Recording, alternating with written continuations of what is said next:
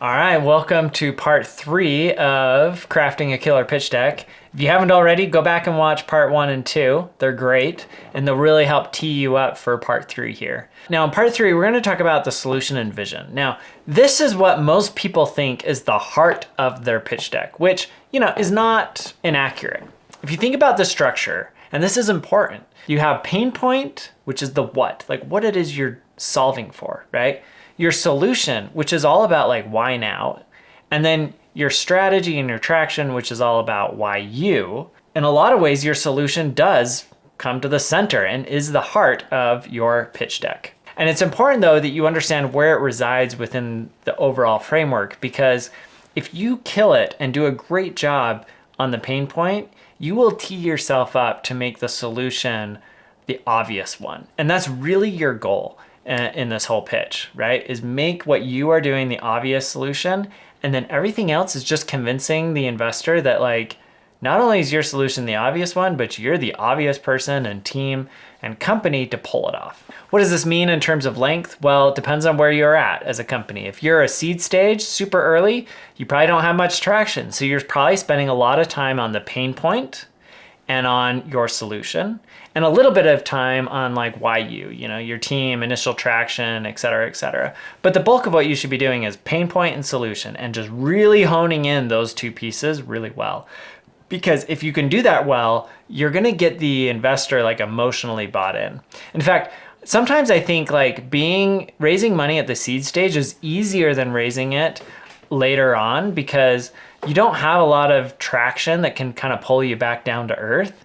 When it's seed stage, the sky's the limit, right? And you can get VCs and investors and angel investors to like buy into your vision and start like putting their own vision to work there and get really excited and emotionally involved, because there's not enough facts yet to really drag them down to reality. And so that is why I think in some cases, like raising seed capital can be easier than once you actually have traction. And those that do it best are the ones that are able to tie in and create emotional connection through communicating the pain point and communicating the solution. Later on, over time, right, as you grow and you get bigger, it'll become more and more obvious like what your pain point is that you're solving for and what your solution is. And then at that point, you're spending a ton more time talking about like your traction and so forth. So let's talk a little bit about vision and solution. Now, I love this quote from The Matrix, big Matrix fan. But there's this part where Agent Smith, the big bad guy, is meeting with the hero, and he's like, hey, do you hear that, Mr. Anderson? That is the sound of inevitability. What you are trying to do is be the sound of inevitability when you're pitching your solution. And the way you do that is you spend a good amount of time teeing up the pain point so that the investor feels like in pain, frankly, to a certain degree, right? Like they should feel the pain point that your customer feels. And the more you can do that, the more visceral it can feel, the more you're going to pull them in emotionally, which is important because when you present your solution, it should provide like emotional relief to the investor. Like, oh, good, I'm glad that there's a solution for these people that are suffering so much, right? In order to do that though, it needs to be really well connected between the pain point and the solution. You need to be able to show that like your solution is the inevitable one. It's the obvious one that is going to work. And if you don't do it, somebody is going to do it because it's really the best solution that's possibly out there. And you do that again by showing like specific pain points and then how your solution solves those specific pain points in a way that's unique and in a way that really works. Some guidance here: show how your solution solves a pain point in the correct manner.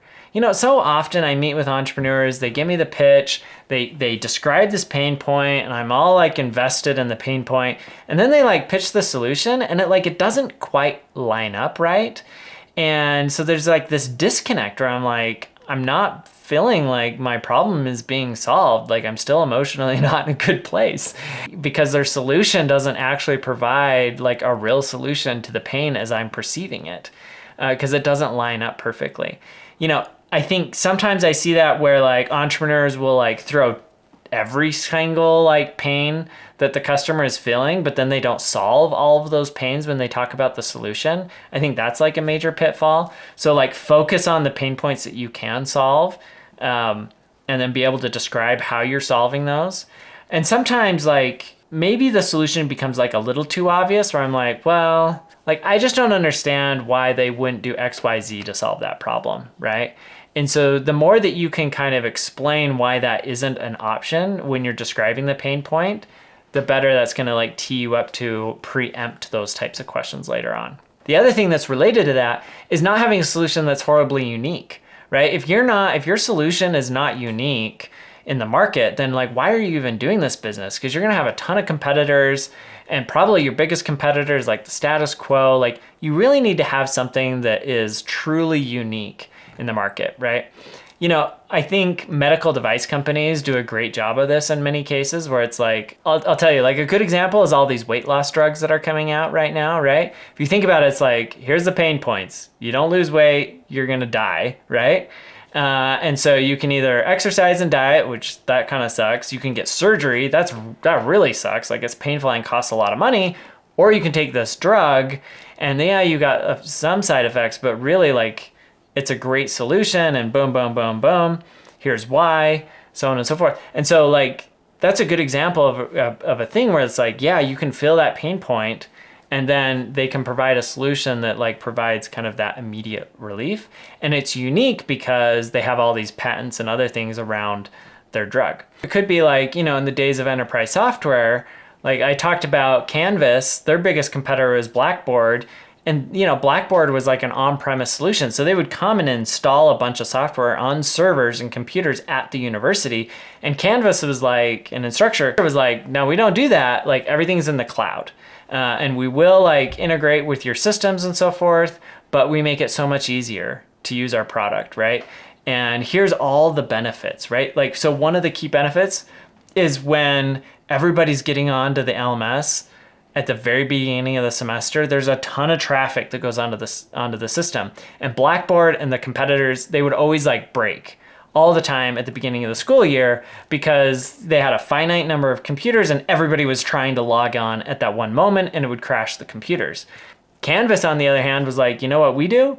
We host everything on AWS. And so when people come at the beginning of the semester, we just spin up more servers on AWS, and so we can handle all of that traffic. And then when everybody's done, we lower down the number of computers we're using and the number of servers through AWS.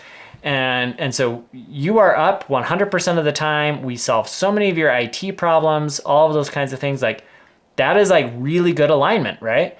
You can feel the pain of being the IT administrator in that case, and you're like, crap, like everything's falling apart every 4 months, right? Versus what Instructure was doing was like, hey, we solve it by doing this. And by the way, like we have proprietary software that allows us to do this that we built at other companies that we're bringing and leveraging in this particular application. And it's going to be really, really hard for Blackboard to make that switch and catch up with us. Just some quick pitfalls. I think oftentimes, like I said, the solution that entrepreneurs presents like too generic, not unique enough. Or sometimes it's just not that convincing. It's like, you know, it's like you've got a migraine and someone's like, well, I'll give you like a shoulder massage to make it feel better. But it's like, I don't want a shoulder massage. I want like some heavy duty meds to take my pain away, right? As an example, things that I think are really helpful is like product demos. If you use like a story example when you're illustrating your pain point, continue the story forward. Like, hey, and then they met Acme Company and we provide this and that really solved their needs, blah, blah, blah. I think really clear like statements, diagrams, visualizations are super helpful in terms of internalizing what your solution is and how it works. I grabbed these slides. These are from Airbnb's original pitch deck. The things that I like here is that, you know, they're like, it's a web platform where people can save money, make money, share culture, right? Boom, boom, boom. Very clear statements on what they do and the pain points they're solving. And if you think about it, right, it's like, I think they hit these three at the very get-go really well, right? People use Airbnb, in my opinion, because they want to save money. They want to make money, right? If they want to be a host and put their apartment or their house on the platform and start generating income. And then the last is like share culture. And you know what I think has actually turned out, at least for me, to be more important than sharing culture is like having unique experiences. Like I can go to like a Marriott, and Marriott's going to be the same everywhere in the world for the most part. But if I want a truly unique experience, I want to get like a house on the beach, you know, that's like a 5-minute walk up the road in the middle of the Amalfi Coast in Italy, right? Like that is going to be a super unique experience that I can't get at the hotel, right? And so anyways, so that communicates like really well, like this is what we're offering as a solution. They walk through the product and show like, hey, it's very much like a hotel-like experience. And then they're saying like, and hey, by the way, this is how we make money. We charge a little bit of a fee on every stay, right? And people are going to be willing to pay us this fee because we're solving these other pain points for them. We're saving them money, or they're making money that they wouldn't have been able to make without us. And so they'll be happy to pay us this fee that allows us to generate real revenue. Hopefully this was helpful. As you realize, as I was going through it, the value of teeing up your pain point in your slide is just super, super valuable. So if you haven't watched that video, go back and watch that one, which is Crafting a Killer Pitch Deck Part 2, where I talk about like how to communicate a great pain point in your pitch deck. Thanks for joining.